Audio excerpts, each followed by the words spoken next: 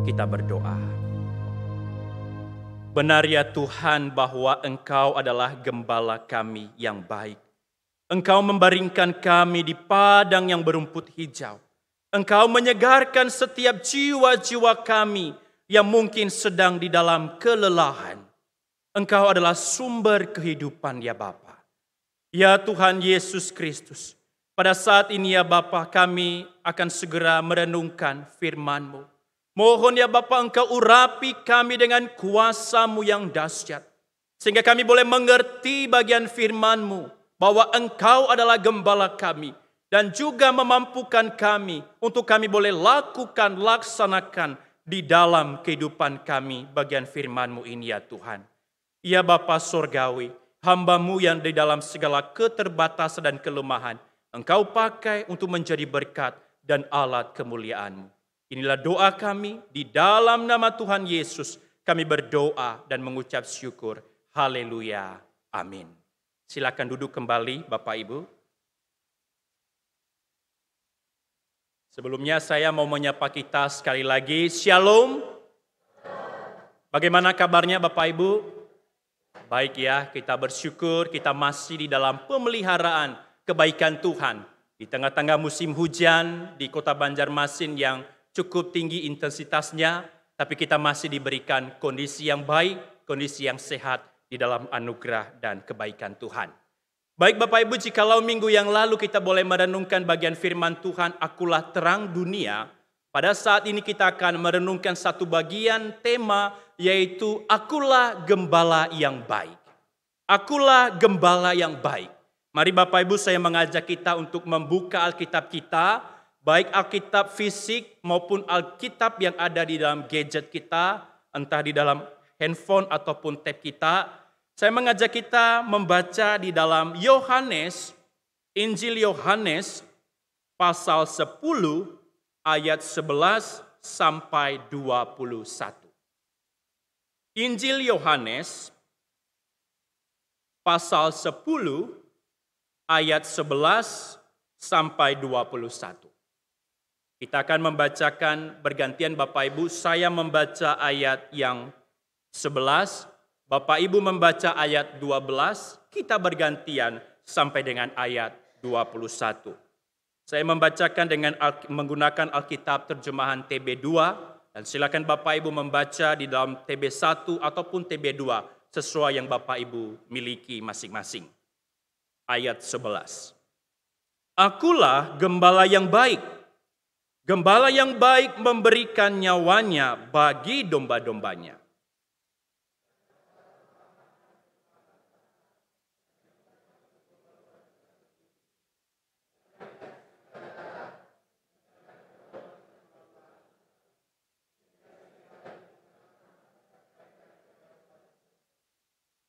Ia lari karena ia seorang upahan dan tidak memperhatikan domba-domba itu.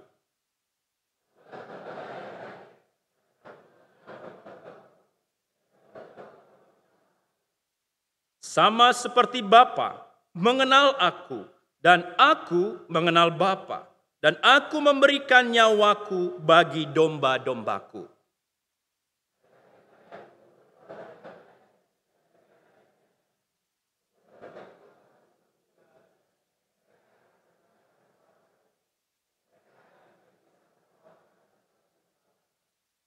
Bapa mengasihi aku karena aku memberikan nyawaku agar aku mengambilnya kembali.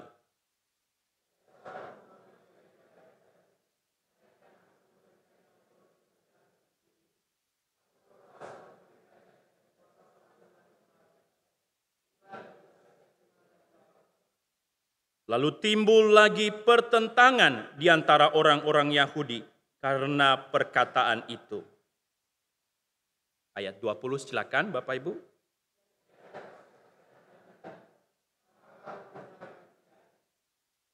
Yang lain berkata, itu bukan perkataan orang yang kerasukan setan. Dapatkah setan mencelikan mata orang buta? Sedemikian jauh pembacaan firman Tuhan, berbahagialah kita yang membaca, merenungkan, terlebih melakukan bagian firman dalam kehidupan kita. Bapak Ibu, seperti yang tadi saya sampaikan bahwa tema kita pada saat ini adalah Akulah Gembala yang Baik. Nah, berbicara tentang gembala, Bapak Ibu, pastinya sudah tidak asing lagi bagi kita, bukan? Entah kita mungkin pernah melihat seorang gembala sapi, gembala kambing, ataupun gembala domba. Ataupun kita pernah melihat di dalam televisi kita masing-masing seorang gembala. Gembala sapi, gembala domba, ataupun gembala kambing, dan seterusnya. Nah, Bapak Ibu, seorang gembala memiliki satu tugas penting untuk apa? Untuk memelihara, untuk menjaga, untuk menuntun, melindungi, memberi makan kepada kawanan gembalaannya. Dan seorang gembala juga, ia juga menjaga, melindungi domba-dombanya atau kawanan gembalaannya itu dari serangan musuh. Nah, Bapak Ibu dan Saudara yang dikasihi oleh Tuhan, di dalam teks yang barusan kita baca ini adalah satu penggambaran, yaitu tentang hubungan antara Allah dengan manusia. Hubungan Allah dengan umatnya. Jikalau domba itu digambarkan sebagai kita umatnya, orang-orang yang percaya, dan gembala itu digambarkan sebagai pribadi Allah di dalam Yesus Kristus.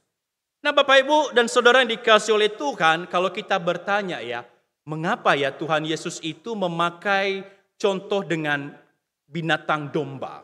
Mengapa bukan sapi? Mengapa bukan kambing atau binatang lainnya? Mengapa dengan domba? Nah, Bapak Ibu, kita perlu mengetahui bahwa domba adalah satu binatang yang bodoh. Binatang yang tidak memiliki alat serang kalau dia diserbu atau dimangsa oleh lawannya. Binatang yang penglihatannya rabun, hanya dapat melihat secara jarak dekat. Binatang yang mudah tersesat. Domba yang susah untuk cari makanan. Binatang yang sangat mudah untuk diterkam atau dimakan oleh mangsanya, binatang buas. Sehingga domba, Bapak Ibu, tidak dapat hidup sendiri. Domba tidak dapat berjalan sendiri. Sehingga dia sangat membutuhkan yang namanya gembala. Melalui seorang gembala, domba itu dituntun, diarahkan, dan juga dibina bagaimana domba itu boleh hidup di dalam pemeliharaan dan perlindungan daripada sang gembala atau sang tuan. Nah, Bapak Ibu, di dalam teks yang kita baca ini konteksnya adalah yaitu Yesus sedang bercakap dengan orang-orang Yahudi. Dalam hal ini yaitu orang-orang Farisi. Yang mana orang-orang Yahudi atau orang-orang Farisi ini menolak ketuhanan, keilahian daripada Yesus Kristus sebagai Mesias pada saat itu. Dan Yesus juga ingin menunjukkan satu kekontrasan, satu perbedaan bahwa ada gembala yang baik, ada gembala yang palsu, yaitu yang digambarkan sebagai orang-orang Farisi. Sebagai pemuka agama pada saat itu, Bapak Ibu. Yang mana seorang pemuka agama, orang-orang Farisi pada saat itu, Bapak Ibu, memberikan satu hukum-hukum yang banyak bagi umat pada saat itu. Yang membuat satu perintah-perintah memberatkan umat. Sehingga tidak jarang umat itu pada saat itu mengalami kegelisahan, keberatan. Karena terlalu banyak hukum-hukum yang diberikan oleh orang-orang Farisi sebagai pemuka agama. Kalau kita melihat Bapak Ibu di sana, Tuhan Yesus menggambarkan orang-orang Farisi itu sebagai apa? Sebagai pencuri, sebagai perampok, sebagai gembala upahan. Artinya apa? Mereka hanya ingin mendapatkan satu keuntungan, memanfaatkan umat itu, mengambil hal-hal yang baik saja, tanpa mengajarkan kepada satu jalan Tuhan yang benar. Tetapi malahan memberatkan, membuat umat itu menjadi bingung, gelisah di dalam kehidupan mereka. Sekali lagi Yesus mengatakan di dalam firman-Nya, Akulah gembala yang baik. Nah, Bapak Ibu, kata baik itu frasa di dalam bahasa aslinya memakai frasa kalos ya, yang berarti mulia, indah, excellent.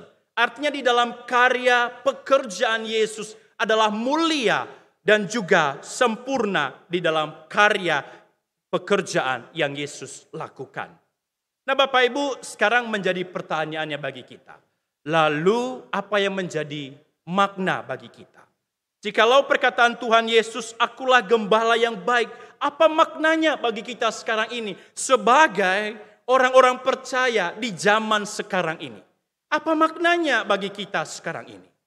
Nah, Bapak Ibu, melalui perenungan firman Tuhan pada saat ini, kita akan belajar ada dua makna perkataan Tuhan Yesus, akulah gembala yang baik. Makna yang pertama adalah, sebagai gembala yang baik, Yesus jauh lebih mengenal siapa kita sebagai domba-domba gembalaannya. Sebagai gembala yang baik, Yesus jauh lebih mengenal siapa kita sebagai domba-domba gembalaannya.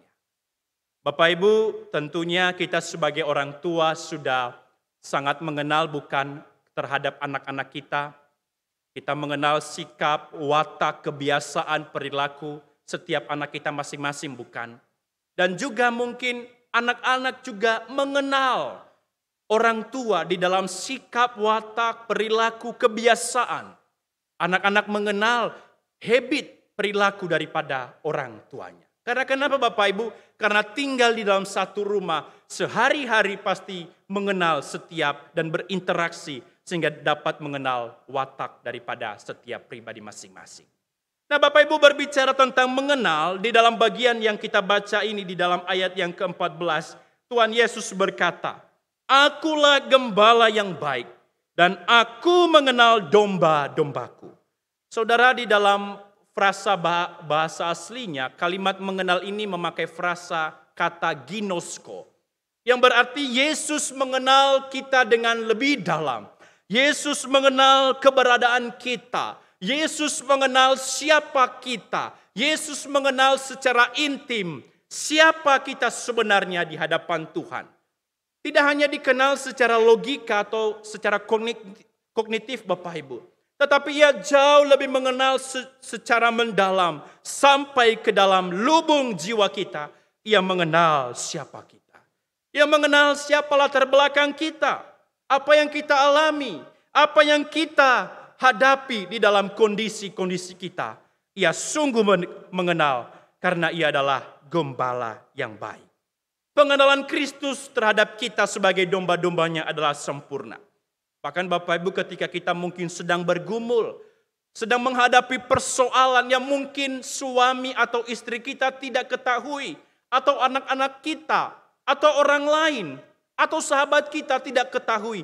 Yesus sebagai gembala yang baik, yang mengenal setiap kondisi pergumulan kita. Entah pergumulan kita atau persoalan kita dalam pekerjaan. Entah pergumulan persoalan kita dalam keuangan. Entah mungkin pergumulan persoalan dalam rumah tangga. Sakit, penyakit. Atau pergumulan persoalan dalam pendidikan. Ataupun dalam pelayanan. Dan di dalam kehidupan bermasyarakat. Yesus sungguh mengenal kawanan domba, yaitu kita yang percaya kepadanya. Nah, Bapak Ibu dan Saudara yang dikasihi oleh Tuhan, tidak hanya berhenti di sana. Di dalam ayat yang ke-14 itu masih ada frasa mengatakan, dan domba-dombaku mengenal aku.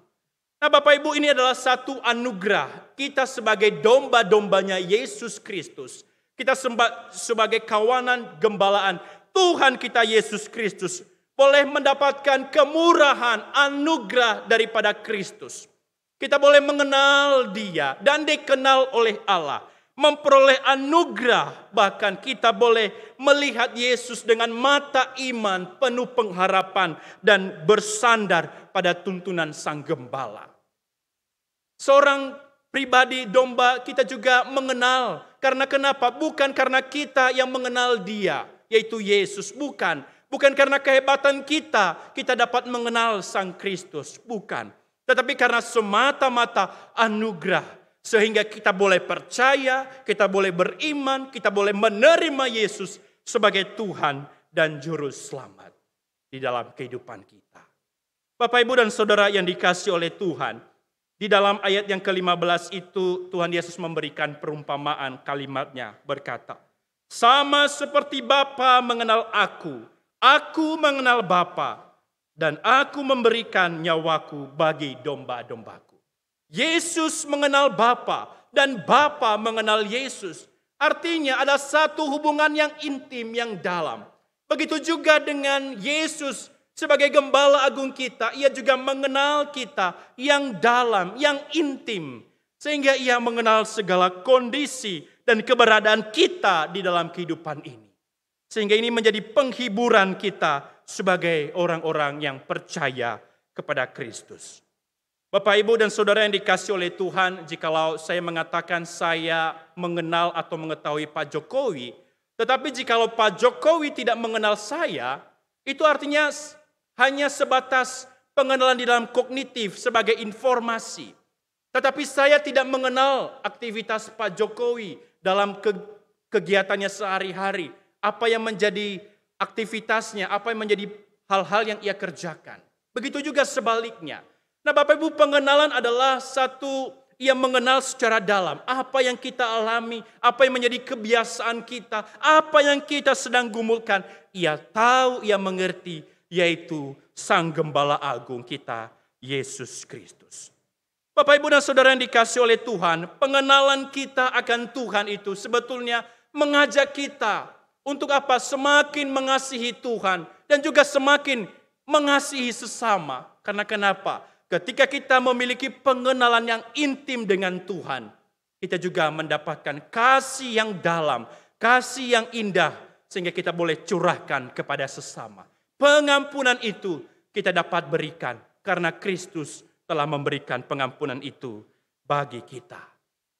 Bapak, Ibu, dan Saudara yang dikasihi oleh Tuhan, sekali lagi anugerah Tuhan nyata, dan ia juga memberikan kepada kita segala yang baik. Di dalam Yohanes pasal 15 ayat 16 itu Bapak Ibu berkata, "Bukan kamu yang memilih aku, tetapi akulah yang memilih kamu, dan aku telah menetapkan kamu, supaya kamu pergi menghasilkan buah, dan buahmu itu tetap."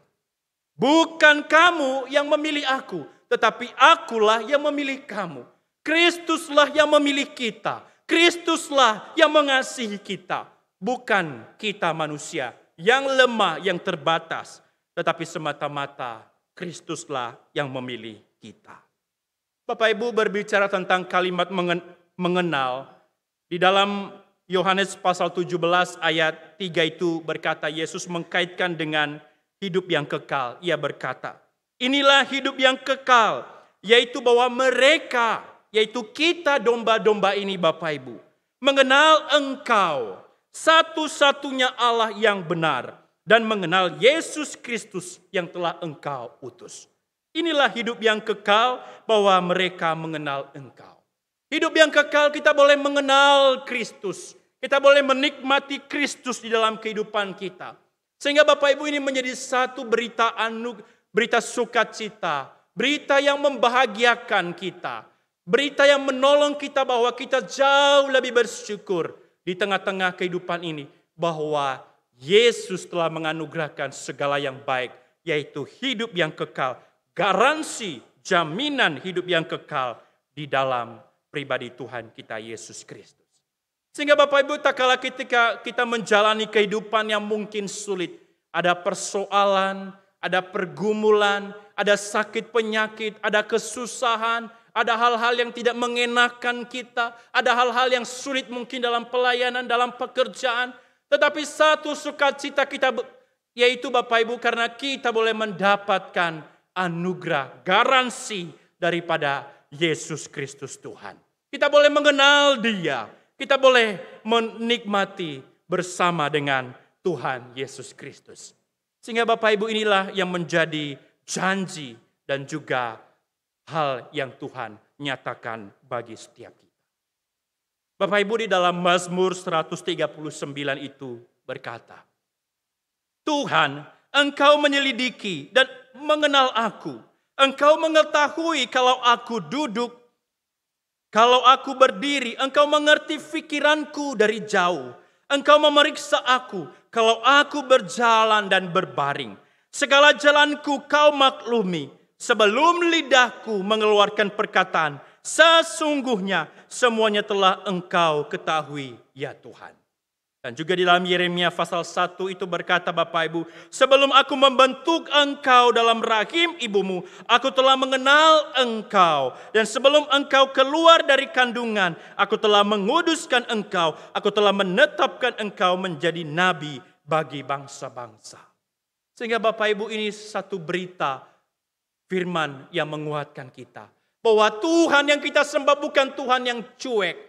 Tuhan yang kita sembah bukan Tuhan yang masa bodoh. Tuhan yang kita sembah bukan Tuhan yang tidak mengerti. Ia mengenal siapa kita. Ketika kita berdiri, duduk, berjalan. Ia mengetahui setiap langkah kaki kita. Dan ia menjawab seluruh pergumulan dan doa kita menurut waktu dan kehendaknya. Dan pasti ia memberikan kepada kita kekuatan penghiburan di dalam Yesus Kristus. Bapak Ibu dan Saudara yang dikasihi oleh Tuhan, sebuah quotes rohani yang saya boleh kutip, Bapak Ibu berkata, apapun yang menjadi pergumulan atau persoalan kita, atau apapun yang ada di dalam isi hati kita, Tuhan Yesus tahu dan ia sungguh-sungguh mengenal dan senantiasa ada bersama-sama dengan kita, sebab ia adalah gembala yang baik. Ketika saya merenungkan bagian ini Bapak Ibu, ada satu kekuatan bahwa dalam menghadapi hidup yang mungkin sulit, kita tidak perlu khawatir. Bahwa ia memberikan sesuai waktu dan memelihara, mencukupkan segala yang kita butuhkan di dalam pribadi Yesus Kristus. Yang kedua Bapak Ibu, apa makna daripada gembala yang baik?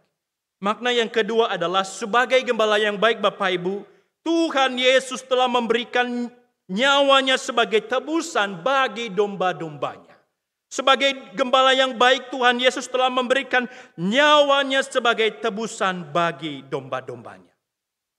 Bapak Ibu dan Saudara yang dikasihi oleh Tuhan, tentu kita sebagai orang tua mungkin akan memberikan yang terbaik kepada anak-anak kita, bukan?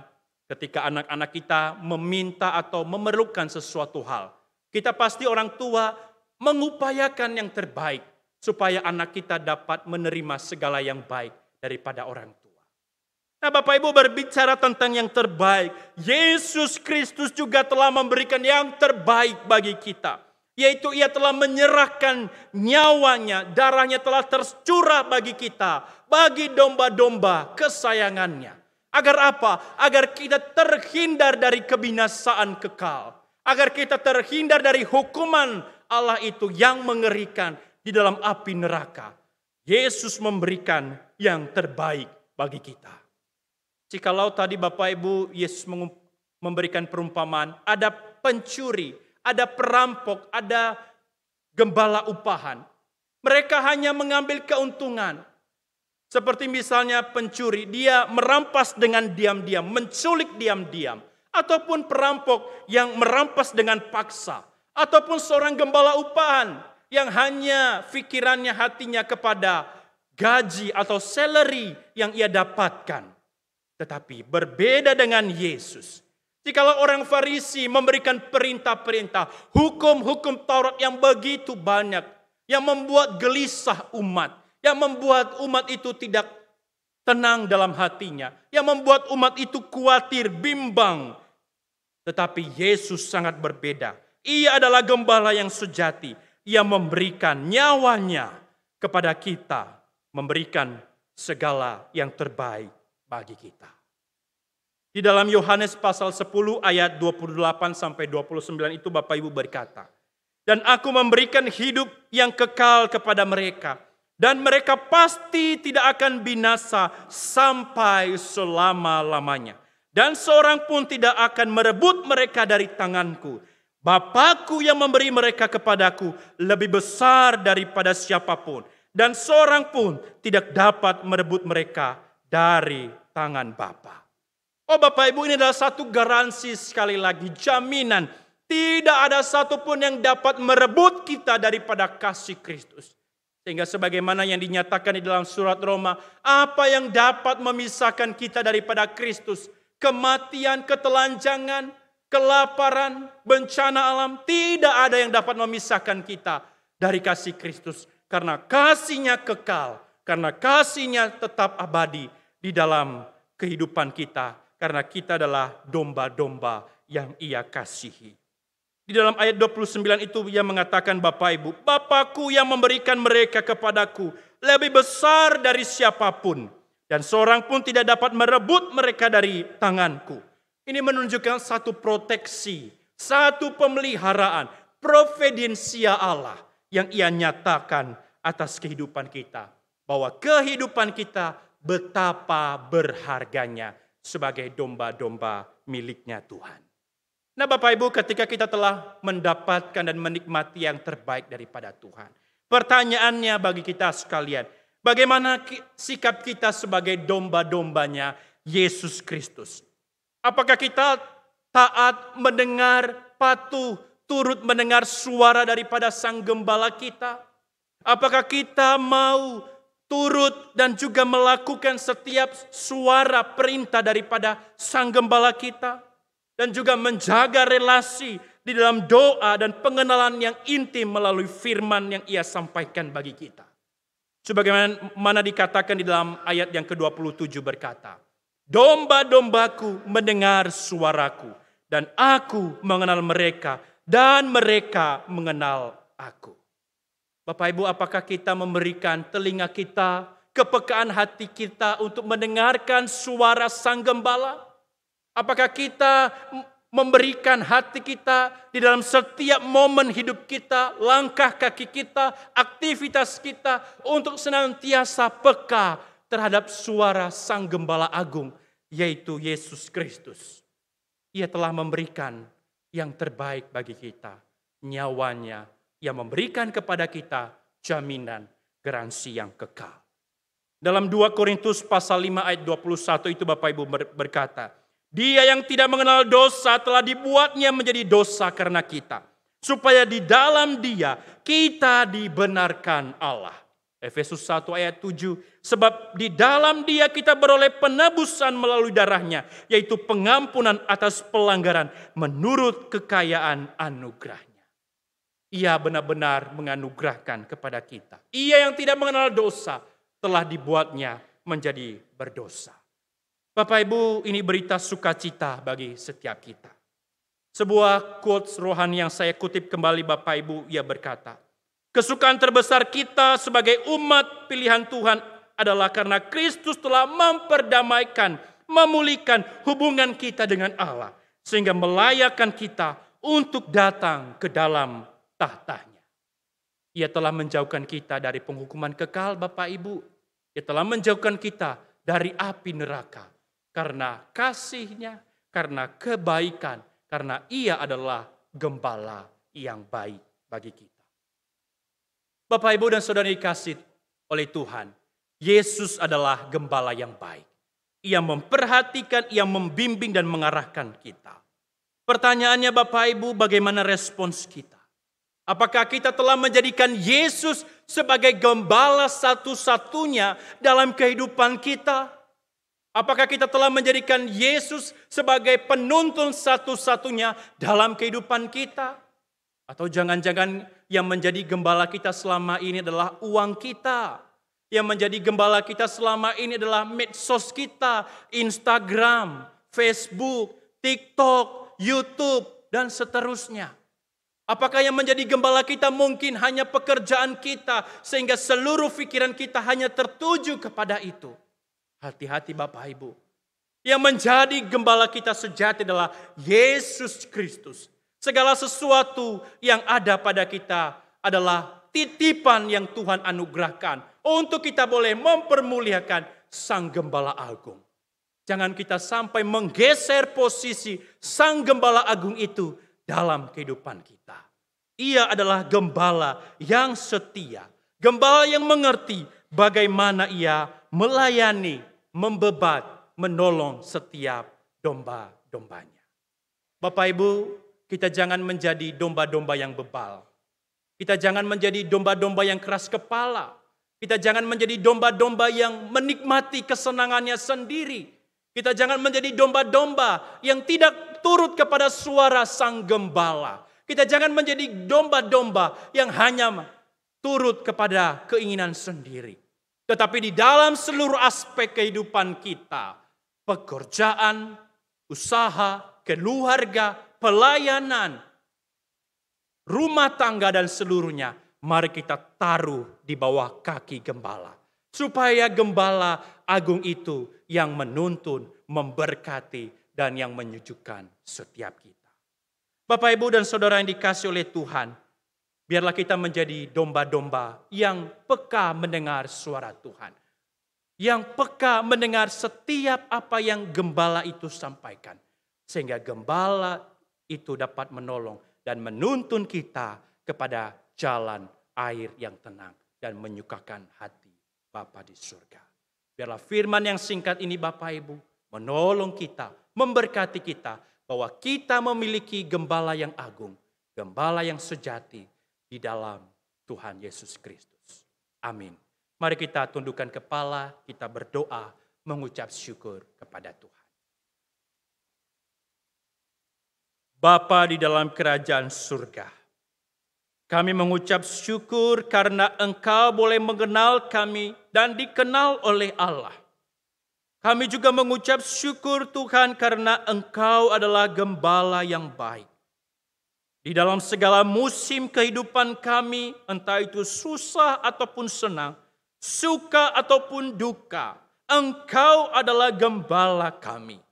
Engkau yang menuntun, yang menolong, memelihara setiap kami.